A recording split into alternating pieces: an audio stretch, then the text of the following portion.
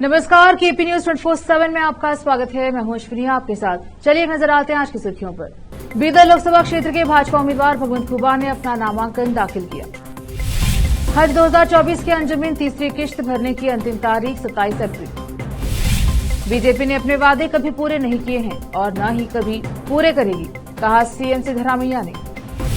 Bank घोटाले के पीड़ितों ने बीजेपी सांसद तेजस्वी सूर्या से की पूछताछ, गुस्से में बाहर निकले। यूपी में खानदानी सीट बचाना मुश्किल हुआ तो केरल में बनाया नया ठिकाना, पीएम मोदी का राहुल पर तंज। राहुल गांधी के हेलीकॉप्टर की हुई जांच, सुप्रिया श्रीनेत बोली पीएम मोदी का चॉपर भी तो चेक करो।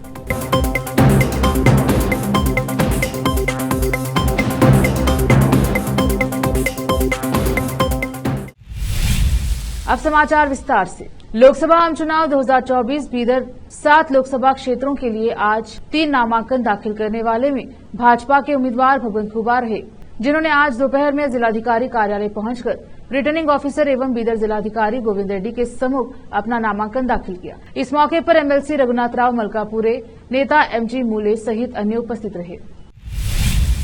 हज 2024 के अंजुमिन के लिए हज कमेटी ऑफ इंडिया द्वारा 82,900 रूपये की तीसरी किश्त भरने की अंतिम तारीख 27 अप्रैल घोषित की गई है। इस संबंध में अंजुमन खादिमुल हुज्जाजों के कार्यदर्शी एवं कर्नाटका हज समिति के सदस्य सैयद मंसूर खादरी ने मीडिया से बात करते हुए लोगों से अपील की है कि वह आखिरी तारीख से पहले किश्त जमा करें। इस अवसर पर अंजुमन के ट्रेजरर मोहम्मद शरीफ और सदस्य सैयद इस्माइल आदि उपस्थित रहे।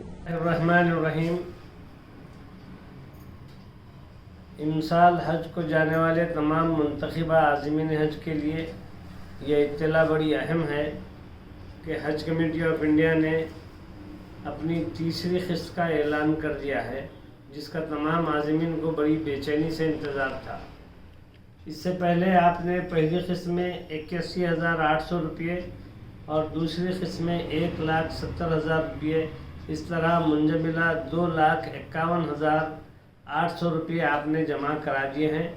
अब तीसरी किस्त हैदराबाद एम्बार्केशन पॉइंट से जाने वाले नॉर्थ कर्नाटका के तमाम आज़मीन बीदर, गुलबर्गा, रायचूर और यादगीर वालों के लिए 82,900 रुपये तीसरी किस्त का ऐलान हुआ है और आपको ये किस्त 27 अप्रैल के अंदर दाखिल कर देनी है।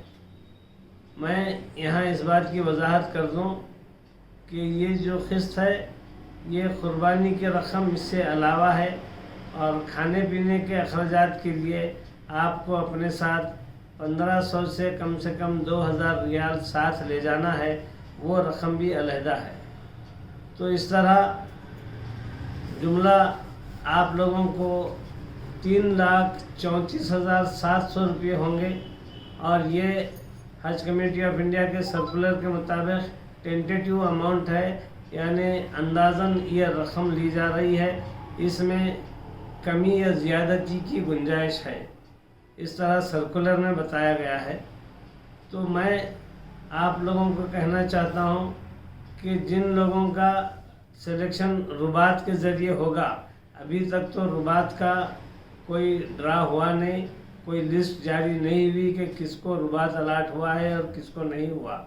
अगर किसी को रुबात अलाट होगा और उनका नाम ड्रा में आएगा तो उनको जो अकोमोडेशन की जो रकम है वो रकम आपके अकाउंट में वापस डाल दी जाएगी। पहले आपको ये रकम जमा कर देना है जो भी रकम का ऐलान हुआ है। इसलिए 82,900 रुपये आप लोग 27 अप्रैल से पहले जमा करा दें। बीजेपी ने 2018 में कर्नाटका में 600 वादे किए हैं और 60 वादे भी पूरे नहीं कर पाई। मुख्यमंत्री सिद्धरामैया ने कहा कि बीजेपी ने कभी भी अपने वादे पूरे नहीं किए हैं और आगे भी नहीं करेगी। वह गोल्फ ग्राउंड हेलीपैड पर मीडिया से बात करते हुए सीएम सिद्धरामैया ने कहा कि बीजेपी के घोषणा पत्र में पहले की गई घोषणाओं के बारे में चर्चा होनी चाहिए, जिसमें कहा गया था कि वह कम कीमत पर गैस, युवा शक्ति, महिला शक्ति और गरीब परिवारों को रोजगार प्रदान करेगी। क्या विदेशों से कालाधन लाया गया और क्या उन्होंने 15 लाख रुपए दिए? क्या 2 करोड़ नौकरियां पैदा की गई? क्या किसानों की आय दोगुनी हुई? क्या मेक इन इंडिया अच्छे दिन आएंगे? उन्होंने सवाल किया कि क्या खाद्य पदार्थों के दाम कम हुए हैं। मैंने घोषणा पत्र में नहीं देखा कि भाजपा के बारे में बात की जाए कि वह रामायण के विकास और अयोध्या के विकास को दुनिया भर में आगे बढ़ाएगी। उन्होंने कहा कि वह देखने के बाद जवाब देंगे। सबसे पहले उन्होंने 10 वर्षों में प्रधानमंत्री के रूप में क्या किया है, इसका अवलोकन करके निम्नलिखित करना चाहिए। बेरोजगारी की समस्या बीजेपी सरकार के इस बयान के बाद बढ़ी है कि उसने 25 करोड़ नौकरियां पैदा की हैं। उन्होंने कहा कि 25 करोड़ नौकरियां किसने दी।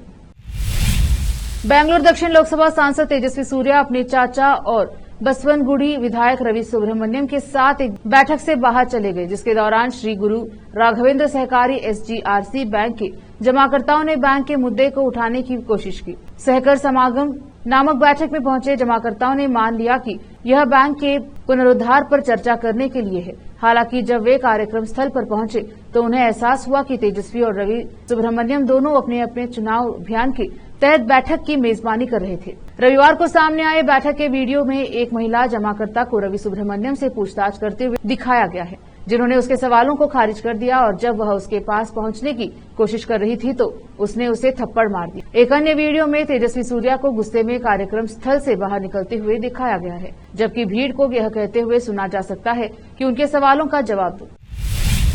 जेडीएस के पूर्व मुख्यमंत्री HD कुमारस्वामी ने ग्रामीण महिलाओं के रास्ता भटकने संबंधी अपनी टिप्पणी से विवाद खड़ा होने के बाद माफी मांगी है। मैं सभी महिलाओं से माफी मांगता हूं, अगर मेरी बातों से उन्हें ठेस पहुंची है तो मैं माफी मांगने को तैयार हूं। कुमारस्वामी ने स्पष्ट क्षति नियंत्रण प्रयास में सोमवार को कहा, मेरे शब्द किसी महिला को ठेस पहुंचाने के लिए नहीं थे। शनिवार को तुमकुर में एक रोड शो के दौरान कुमारस्वामी ने कहा था, कांग्रेस की गारंटी योजनाओं के लागू होने के बाद गांव में हमारी कुछ माताएं अपना रास्ता भटक गई हैं। कांग्रेस ने कुमारस्वामी पर महिलाओं को अपमानित करने का आरोप लगाया, जहां महिला कांग्रेस के सदस्यों ने कुमारस्वामी के खिलाफ विरोध प्रदर्शन किया। वहीं मुख्यमंत्री सिद्धरामैया ने कहा कि जेडीएस नेता का बयान मानसिकता का प्रतिबिंब था। उप मुख्यमंत्री DK शिवकुमार ने कहा कि यह टिप्पणी महिलाओं के लिए एक बड़ा अपमान है।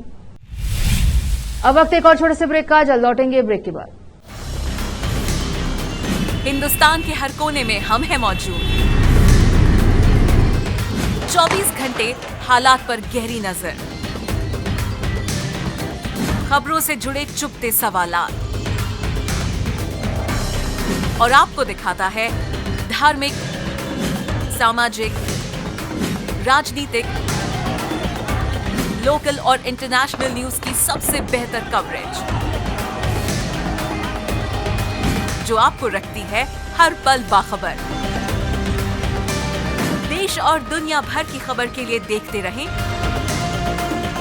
KP News 24/7। ब्रेक के बाद स्वागत है आपका, देखते हैं समाचार।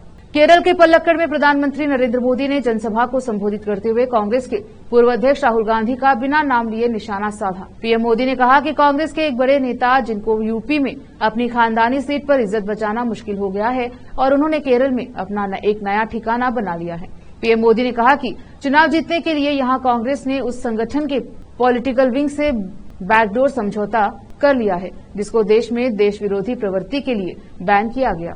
लेकिन क्या कभी आपने सुना है कि कांग्रेस के इन नेताओं के मुंह से कभी भी कोऑपरेटिव बैंक के स्कैम के लिए कैसे पैसे लूटे गए हैं, इस पर एक शब्द बोलते सुना क्या? कांग्रेस के युवराज केरल के लोगों से वोट तो मांगेंगे, लेकिन आपके हक में, आपके मुद्दों पर एक शब्द भी नहीं बोलेंगे।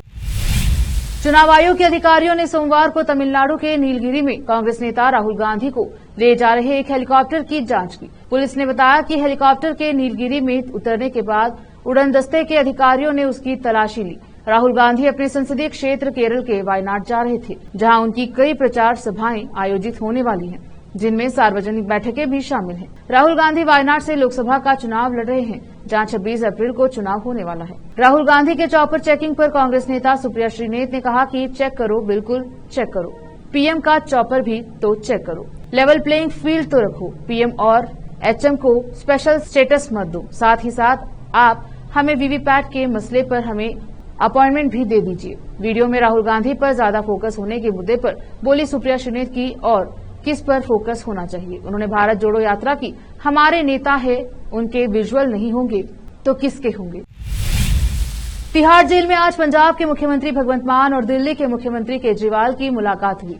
मिली जानकारी के मुताबिक दोनों नेताओं की मुलाकात पूरी तरीके से जेल मैनुअल के हिसाब से हुई। इस मुलाकात को लेकर भगवंत मान के सुरक्षा चीफ ने तिहाड़ प्रशासन से धन्यवाद व्यक्त किया। जानकारी के लिए बता दें कि तिहाड़ जेल में किसी भी आम कैदी की तरह ही आप शीशे के पास से ही मुलाकात कर सकते हैं। तिहाड़ जेल के टॉप सोर्सेस के मुताबिक भगवंत मान और अरविंद केजरीवाल की मुलाकात पूरी तरीके से जेल मैनुअल के हिसाब से हुई है। भगवंत मान की सिक्योरिटी इस मुलाकात से संतुष्ट थी। भगवंत मान के सुरक्षा चीफ ने तिहाड़ प्रशासन को इसके लिए धन्यवाद भी अर्पित किया और कहा कि मुलाकात बेहद सुचारू रूप से पूरे 30 मिनट बिना किसी डिस्टर्बेंस की हुई है। सूत्रों ने बताया कि आम कैदी को भी अधिकार होते हैं, वो वैसे ही जेल मैनुअल के हिसाब से अरविंद केजरीवाल को दिए जा रहे हैं। केजरीवाल आम कैदी की तरह रोज 5 मिनट अपने घर पर कॉल कर सकते हैं तो वो परिवार से बात करते हैं। साथ ही हफ्ते में 2 बार उनकी मुलाकात परिवार से होती है।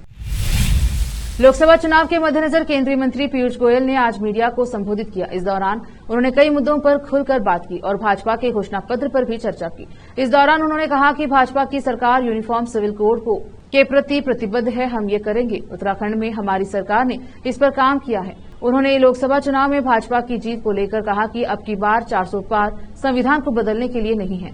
हमने आपातकाल और कश्मीर को धारा 370 से छुटकारा दिलाकर उल्टा हमने संविधान को लेकर सकारात्मक काम किया है। भाजपा के संकल्प पत्र को लेकर पीयूष गोयल ने कहा कि विपक्ष हमारे संकल्प पत्र पर टिप्पणी कर रहा है। उनका यही काम है, जिसका कोई नहीं उसका मोदी है। विकसित भारत 2047 को ध्यान में रखते हुए पीएम मोदी काम कर रहे हैं। मोदी की गारंटी मतलब काम पूरा होने की गारंटी है। केंद्रीय मंत्री ने कहा कि पीएम मोदी के नेतृत्व में असंभव को संभव होते देखा है, चाहे राम मंदिर का मामला हो या फिर कश्मीर से धारा 370 हटाने का, 3 तलाक हो या नारी शक्ति के तहत महिलाओं को प्रतिनिधित्व देने की बात हो।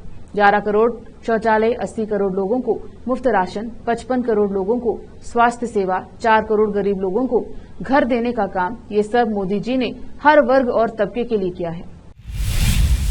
अब वक्त एक और छोटे से ब्रेक का, जल्द लौटेंगे ब्रेक के बाद। हिंदुस्तान के हर कोने में हम हैं मौजूद। 24 घंटे हालात पर गहरी नजर, खबरों से जुड़े चुपते सवालात और आपको दिखाता है धार्मिक, सामाजिक, राजनीतिक, लोकल और इंटरनेशनल न्यूज की सबसे बेहतर कवरेज, जो आपको रखती है हर पल बाखबर। देश और दुनिया भर की खबर के लिए देखते रहें केपी न्यूज 24/7। देखिए बात, स्वागत है आपका। देखते हैं समाचार। अफगानिस्तान में भारी बारिश ने रौद्र रूप दिखाया है। भारी बारिश के कारण अचानक आई बाढ़ ने भीषण तबाही मचाई है। बारिश के बाद आई बाढ़ में कम से कम 33 लोगों की मौत हो गई है, साथ ही 27 अन्य घायल हुए। तालिबान के प्रवक्ता अब्दुल्ला जनान सैक ने बताया है कि राजधानी काबुल और कई प्रांतों में अचानक बाढ़ आ गई है, जिससे भारी नुकसान हुआ है। अब्दुल्ला जनान ने बताया कि बाढ़ की चपेट में आने से 600 से अधिक मकान या तो नष्ट हो गए हैं या फिर उन्हें नुकसान पहुंचा है। बारिश की वजह से करीब 200 मवेशियों की मौत हो चुकी है। सैक ने बताया कि बाढ़ से 800 हेक्टेयर कृषि भूमि भी नष्ट हो चुकी है। 85 किलोमीटर से अधिक की सड़कें क्षतिग्रस्त हो गई हैं। उन्होंने बताया कि बाढ़ के कारण पश्चिमी फरहा, हेरात, दक्षिण जाबुल और कंधार प्रांतों में सबसे अधिक नुकसान पहुंचा है। अफगानिस्तान में फिलहाल बारिश से राहत मिलने के आसार नजर नहीं आ रहे हैं। मौसम विभाग ने अफगानिस्तान के 34 में से अधिकांश प्रांतों में आने वाले दिनों में और बारिश का अनुमान जताया है। ईरान की ओर से इजरायल पर किए गए हमलों के बाद दुनिया भर से इसे लेकर प्रतिक्रिया देखने को मिल रही है। इसी क्रम में G7 देशों के नेताओं ने इजरायल के खिलाफ ईरान के हमलों की कड़ी शब्दों में निंदा की है। G7 देशों के नेताओं ने कहा है कि ईरान के इस कदम से क्षेत्र में तनाव बढ़ने का खतरा है। संयुक्त राष्ट्र सुरक्षा परिषद ने भी ईरान के हमलों के बाद एक आपातकालीन बैठक बुलाने का फैसला किया है, ताकि इस मामले पर चर्चा की जा सके। बता दें कि ईरान ने इजरायल पर 300 से अधिक ड्रोन और मिसाइलें दागी हैं। ईरान ने कहा है कि उसने यह हमला सीरिया में उसके वाणिज्य दूतावास पर 1 अप्रैल को हुए हमले के जवाब में किया। इजरायली सेना ने रविवार को कहा कि शनिवार देर रात ईरान ने हमला किया और उस पर सैकड़ों ड्रोन, बैलिस्टिक मिसाइल समेत क्रूज मिसाइल दागी गई हैं। एक सैन्य प्रवक्ता ने कहा कि 300 से अधिक ड्रोन और मिसाइलें दागी गई हैं, जिनमें से 99% को हवा में नष्ट किया गया है। फिर से एक नजर आज की सुर्खियों पर। बीदर लोकसभा क्षेत्र के भाजपा उम्मीदवार भगवंत खुबा ने अपना नामांकन दाखिल किया। हज 2024 के अंजमिन तीसरी किश्त भरने की अंतिम तारीख 27 अप्रैल। बीजेपी ने अपने वादे कभी पूरे नहीं किए हैं और न ही कभी पूरे करेगी, कहा सीएम सिद्धरामैया ने। बैंक घोटाले के पीड़ितों ने बीजेपी सांसद तेजस्वी सूर्या से की पूछताछ, गुस्से में बाहर निकले। यूपी में खानदानी सीट बचाना मुश्किल हुआ तो केरल में बनाया नया ठिकाना, पीएम मोदी का राहुल पर तंज। राहुल गांधी के हेलीकॉप्टर की हुई जांच, सुप्रिया श्रीनेत बोली पीएम मोदी का चॉपर भी तो चेक करो।